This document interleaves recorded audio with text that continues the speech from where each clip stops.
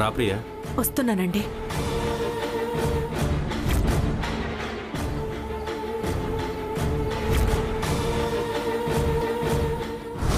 తులసి ఈ తల్లి సొంత కూతురు కాదు, అంటు మొక్కైనా అపురూపంగా పెంచారు కదూ.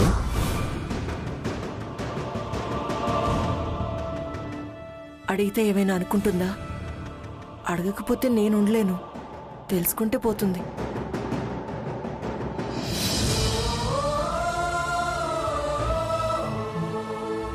ఏంటి ఈ టైంలో అమ్మని దించడానికి నాన్నని దించడానికి దాక్షాయిని వచ్చింది?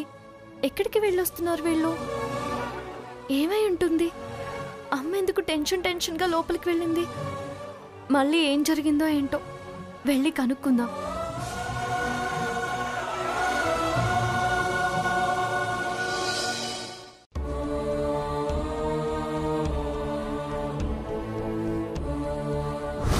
నీ త్యాగం వృధాగా పోదమ్మా.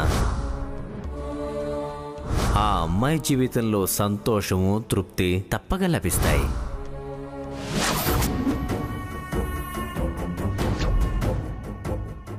ఈ కారు ఎవరిది? దాక్షాయని కారులా ఉంది. ఈ టైంలో వచ్చిందేంటి వీళ్ళింటికి? మొత్తానికి వీళ్ళంతా ఏదో గూడుపుటానే చేస్తున్నారు. నాకు మొన్న వాళ్ళ ఇంటికి వెళ్ళినప్పుడే డౌట్ వచ్చింది, కానీ అక్కడేం వినపడలేదు. ఇప్పుడన్నా ఏం జరుగుతుందో కనుక్కోవాలి. ప్రియా, నాకు ఒక విషయం అర్థం కావడం లేదు ప్రియా. స్వామీజీ చెప్పినప్పటి నుంచి నీలో అనుమానం మొదలైందని నాకు తెలుసు. నువ్వేం విన్నావో, ఎక్కడ విన్నావో అక్కడే మర్చిపో. అది కాదు ప్రియా, అది మా ఇద్దరికి మాత్రమే తెలిసినటువంటి బ్రహ్మ రహస్యం, జన్మ రహస్యం.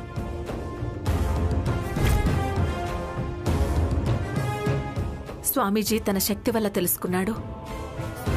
దయచేసి ఈ విషయం గురించి మళ్ళీ మళ్ళీ ప్రశ్నించకు. నా దగ్గర సమాధానం లేదు. నువ్వు తెలుసుకోవాలనే ప్రయత్నం కూడా చేయొద్దు. చేస్తే ఈ ప్రియ నీకు దక్కదు.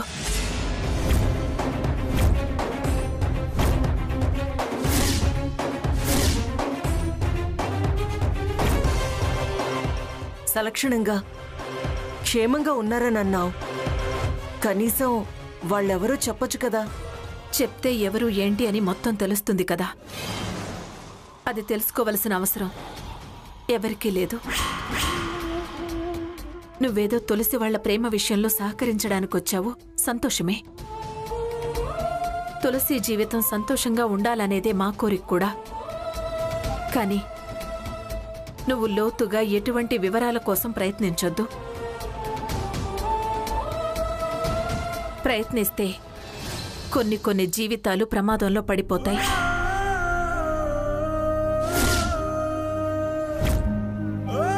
ఒకవేళ తెలిసినా ఎవరు ఎవరిని ఎలా అర్థం చేసుకుంటారో తెలియదు. దాని పర్యవసానాలు ఎలా ఉంటాయో కూడా ఊహించలేము. తులసి మనసే కలత చెందవచ్చు, సమాధానం చెప్పలేము.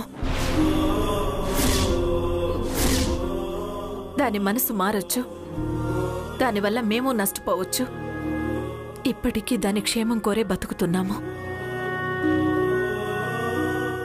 అది చల్లగా ఉంటే చాలు, అదే మాకు సంతోషం. దయచేసి ఈ విషయం ఎక్కడితో మర్చిపో. సరే ప్రియా, మీరు రహస్యం అనుకున్న దాన్ని బయట పెట్టాలని ఎందుకు అనుకుంటాను? నువ్వు చెప్పింది నిజమే. ఎవరు ఎలా అయినా రియాక్ట్ అవ్వచ్చు.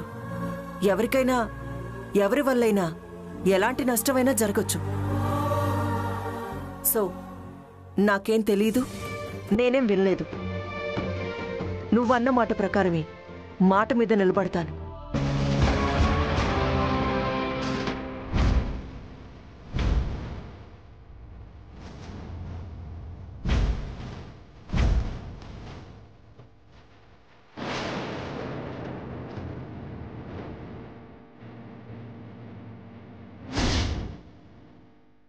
ఏంటి చేతిలో చేయించుకుంటుంది? ఏదో సీక్రెట్ ఉంది. దీన్ని అక్క చెవిలో చెప్పి రచ్చ చేసి బయటకు తీసి జనాలకి చూపించి రేటింగ్ పెంచాలి.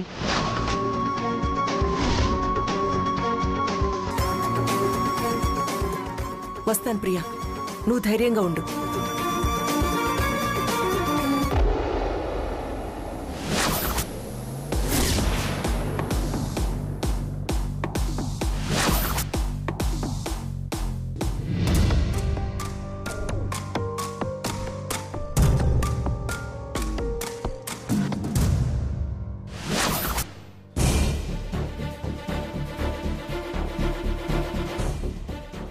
ఇప్పుడు కాదులే, రేపు కనుక్కుందాం సంగతి ఏంటి అని.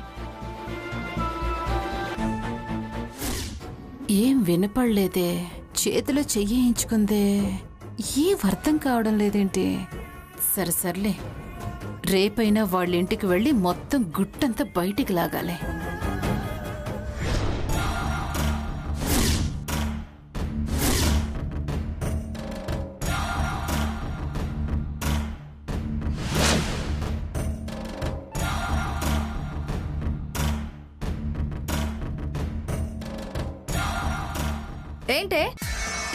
ఏంటే ఇంకా వంటింట్లోకి దూరి గరిట తిప్పుతున్నావు? చేసిన మోసం సరిపోలేదా? అయినా అత్తయ్యని మోసం చేయడానికి నీకు మనసులో వచ్చింది. చేసింది చాలదు అన్నట్టు ఇక్కడికొచ్చి వంట చేస్తున్నావేంటి? మోసాలు కుట్రలు దగాలు చేసే వాళ్ళ చేతి వంట తింటే మా బుద్ధులు కూడా మారుతాయమ్మా. నడవే బయటికి, ముందు నడు నడు. వదలవే.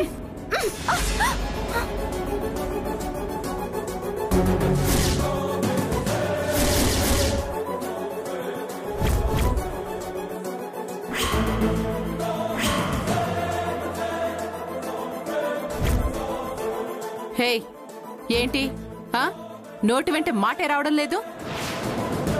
ఆత్మగౌరవం ఆత్మాభిమానం అంటూ పెద్ద పెద్ద సినిమా డైలాగులు కొడతావు కదా. పైగా ఏమన్నా అంటే గోచి దోపి చిటికెలు వేస్తూ పందేలు కాసేదానివి కదా. ఇప్పుడేమైందే నీకు? కొంచెం పౌరుషం ఉండాలి, మాట అంటే సరిపోదు. అవ్వ అవ్వ అవ్వ అవ్వ, పౌరుషాల పాడా? ఆయన కారు గుద్దమన్నాడంట, ఆవిడ ఢీ కొట్టేసిందంట, ఆయన పడిపోయాడంట. చావు బతుకులంట, హాస్పిటల్స్ అంట. ఎంత డ్రామా, ఎంత డ్రామా! అద్భుతమైన నటన. ఆ మహానటుడికి ఈ మహానటికి ఆస్కార్లు వచ్చేస్తాయి. ఆస్కారాలు లేవు, పురస్కారాలు లేవు. నువ్వు నోర్మై. అన్నం తినే మనుషులకి కాస్త చీము నెత్తురు ఉండాలి, రోషం పౌరుషం ఉండాలి. ఈ మోసాలు చేసే వాళ్ళ బతుకులు ఇలాగే చేస్తాయి. నన్ను ఇబ్బంది పెట్టి నా జాలిని సొమ్ము చేసుకున్నారు. అయ్యో పాపం అనే నా మనసుని మోసం చేసి గెలిచారు. అందుకే దేవుడు చూపించాడు రిజల్ట్. ఇంకా ఏంటే గుడ్లు అప్పగించి చూస్తున్నావు? నీ చూపులకి గీపులకి జడిసే రోజులు పోయాయి. దొంగ దొంగే. దొరకనంతసేపు దొంగోడు దొరలాగానే చలామణి అవుతాడు. దొరికినాక దొంగే కదా. ఇప్పుడు నువ్వు అదే. ఈ ఇంట్లో అందరూ పోలీస్ డిపార్ట్మెంట్ వాళ్లే. ఇక్కడ దొంగలకి స్థానం ఉండదే. నా అల్లుడు పోలీసే, నా మనవడు పోలీసే, నా మనవరాలు పోలీసే. ఎంతమందిలో నువ్వెట్లా ఉంటావే? నువ్వు ఉండవలసింది ఇంట్లో కాదు, జైల్లో. పోవే, పో అవతలికి, పో పోవే అవతలికి, పో పోవే. అయ్యో,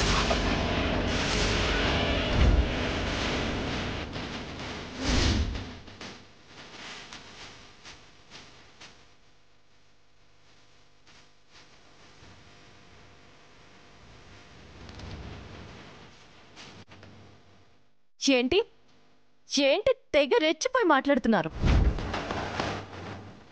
ఏంటే అట్టు మాట్లాడితే మోసాలు మాఫీ అవుతాయి అనుకుంటున్నావా? మోసం చేసింది నేను కాదత్తయ్య, వీళ్ళు.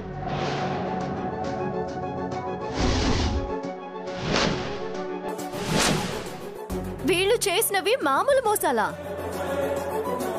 మా నాన్న ఏం చేశాడు? త్యాగానికి సిద్ధపడ్డాడు. ఆ కారు కాకపోతే వేరే కారు అన్నాడు. అందుకు దాక్షాయిని సరే అన్నది. కానీ అదే సమయానికి బ్రేకులు ఫెయిల్ అయ్యాయని తెలుసా నీకు? మోసం, దగ, నాటకం అని మాట్లాడుతున్నారేంటి?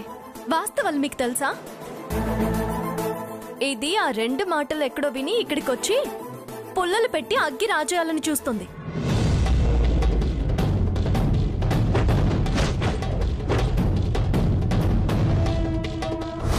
ఈ అమ్మాయికి కుజదోషం ఉందమ్మా.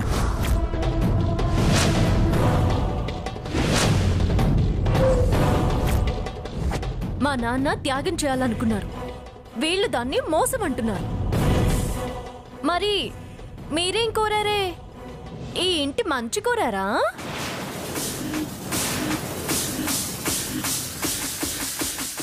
ఆదిత్య భవిష్యత్ ఏమైనా కోరారా? అసలు దీని జాతకం ఏంటి?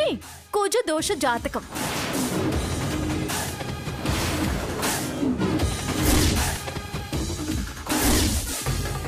పాము పడగ లాంటిది దీని బతుకు. దీని నీడని గాని తోడని గాని ఎవరు బతుకుతారు? ఏమే ముసలి, దీనికి కుజదోషం ఉందన్న విషయం నీకు ముందే తెలిసి కూడా ఆదిత్యకి ఇవ్వాలి అని ఎందుకు చూసావే? ఏదో బీరకాయ పీచు సంబంధం అని కబుర్లు చెప్పి ఆస్తి మీద కన్నేసి మెల్లగా బుట్టలో నాగుపామును పట్టుకొచ్చినట్టు దీన్ని పట్టుకొచ్చి బంగారం లాంటి ఇంటిని పాములు పుట్టని చేయాలనుకున్నావా?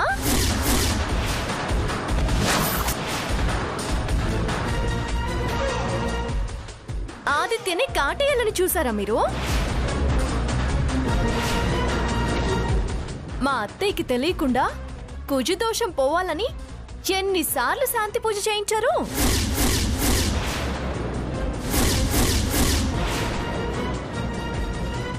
గుళ్లలో స్తంభాల చాటున దాక్కున్నది మీరు.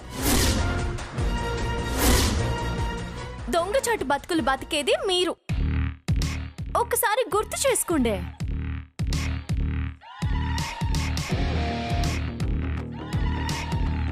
నన్ను పడేయాలని, నాకు ప్రమాదం చేయాలని, నన్ను ఓడించాలని, నా ప్రాణాలు తీయాలని, నా ప్రేమను చిదిమేయాలని, నన్ను ఆదిత్యని విడదీయాలని ఎన్ని ప్రయత్నాలు చేశారే మీరు? మర్చిపోయారా? ఒక్కసారి గుర్తు చేసుకోండి.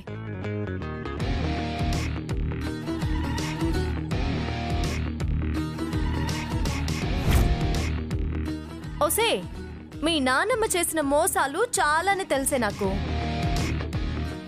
నాకు బైక్ యాక్సిడెంట్ చేయించిందని కూడా తెలుసు.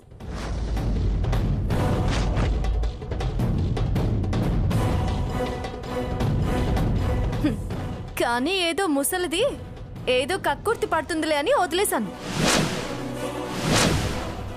నా ప్రేమ నన్ను గెలిపిస్తుంది అన్న నమ్మకం నాకు ఉంది కాబట్టే వదిలేశాను.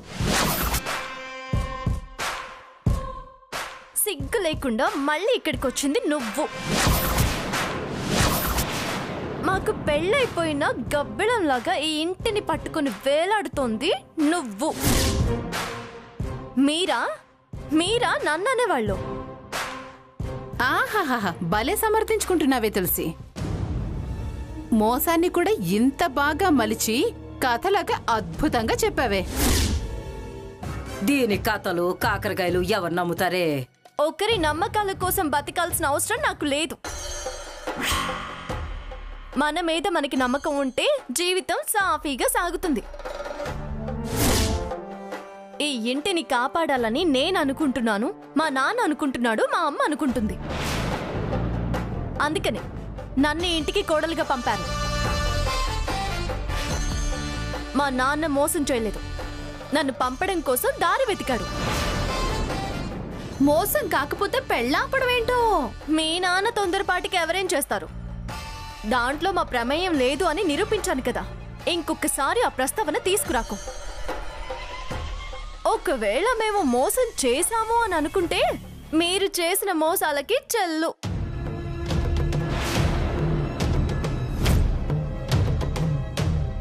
పెళ్ళైన తర్వాత నా భర్తని నేను ఎలా వదులుకుంటాను అనుకుంటున్నావు? నేను ఈ ఇంటి కోడల్ని, రేపటి తరానికి ప్రతినిధిని.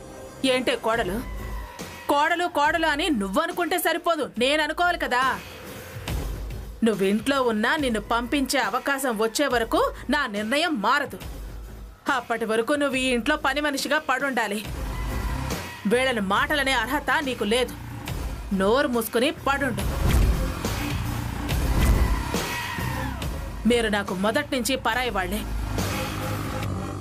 నా వాళ్ళు, నాకైన వాళ్ళు వీళ్ళు. నా పిన్ని, నా కోడలు, నా చెల్లెలు.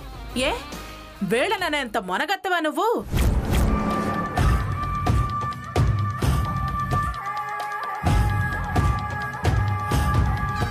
తను నా మనిషి, నేను నీ మనిషి అనుకుంటే తను నీ మనిషి అవుతుంది.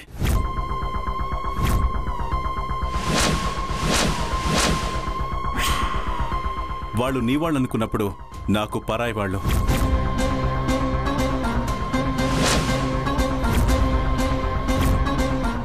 వాళ్ళు కావాలో నేను కావాలో తేల్చుకోవాల్సిందే నువ్వు దుర్గా.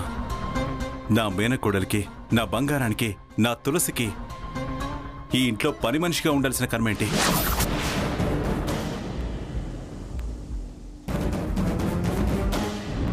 అది మహారాణి. వీళ్ళందరూ దానికి పనులు చేయాలి.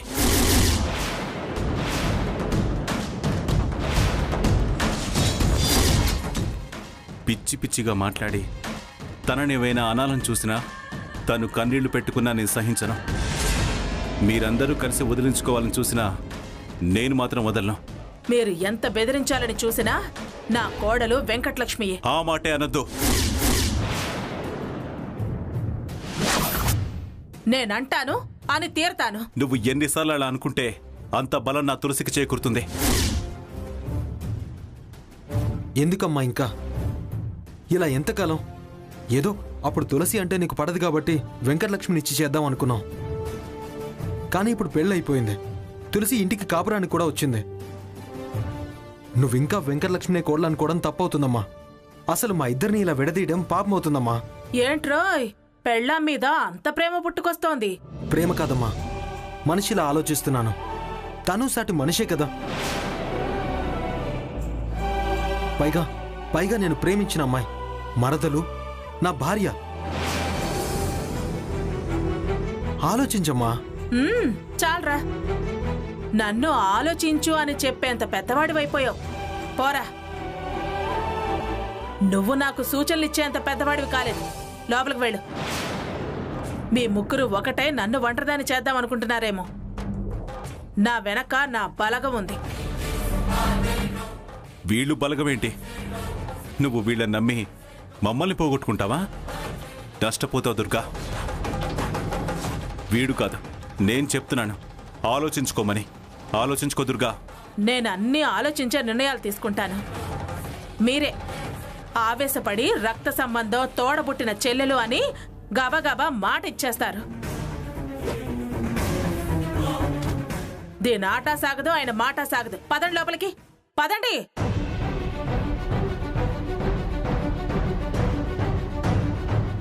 తులసి, మళ్ళీ ఎందుకు గొడవలు పెట్టుకుంటున్నావు? నేనేమో అనలేదు ఆదిత్య.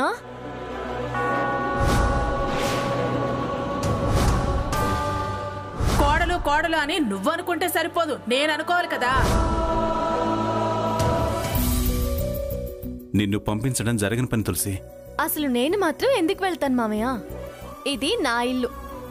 నా ఇంట్లో నుంచి నన్ను పంపించడం ఏంటి? ఇది కరెక్ట్. దుర్గమ్మ కోడలంటే ఇలాగే మాట్లాడాలి. Keep it up.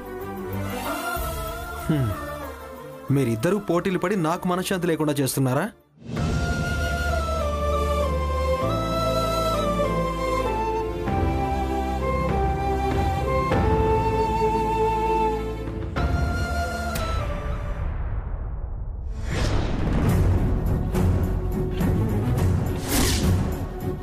ఆ అమ్మాయి మీ ఇంటి మొక్క కాదు కదా. తులసి ఈ తల్లి సొంత కూతురు కాదు. ఆ అమ్మాయి జీవితంలో సంతోషము, తృప్తి తప్పగా లభిస్తాయి. శాస్త్రి గారు కన్నతల్లితో పూజ చేయించాలని చెప్పారు కదా. అది ఎలా సాధ్యం ప్రియా? అదేనండి నాకు అర్థం కావడం లేదు. అసలు మనం అంటేనే పడ్డం లేదు. మన నీడ కూడా పడకుండా ఉండాలని వదిన దూరంగా పోతుంది. మన మాట అంటే నచ్చడం లేదు. మనల్ని పొరగిట్టనివ్వడం లేదు. మన మీద ద్వేషం చూపిస్తుంది. మనల్ని అసహించుకుంటుంది. తన కూతురని తెలియకపోయినా మనిషిగా కూడా తులసిని ఆదరించడం లేదు. కోడలిగా వెళ్ళిన తర్వాత కూడా తనని చేరదీయడం లేదు. ఈ పరిస్థితుల్లో తనుంటే మొన్న శాస్త్రిగారు విగ్రహం ఇచ్చి పూజ చేయించుకురమ్మంటే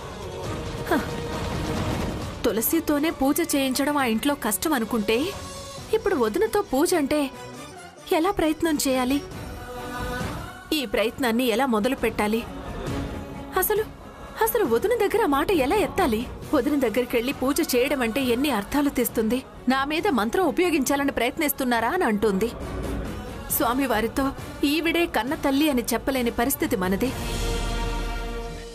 ఆటోలు ఆగకపోవడం ఒక కర్మ. దాక్షాయిని మనల్ని కారులో తీసుకుపోవడం ఇంకో కర్మ. అసలు స్వామీజీ ఆ విషయం చెప్తారని నేను ఊహించలేదు.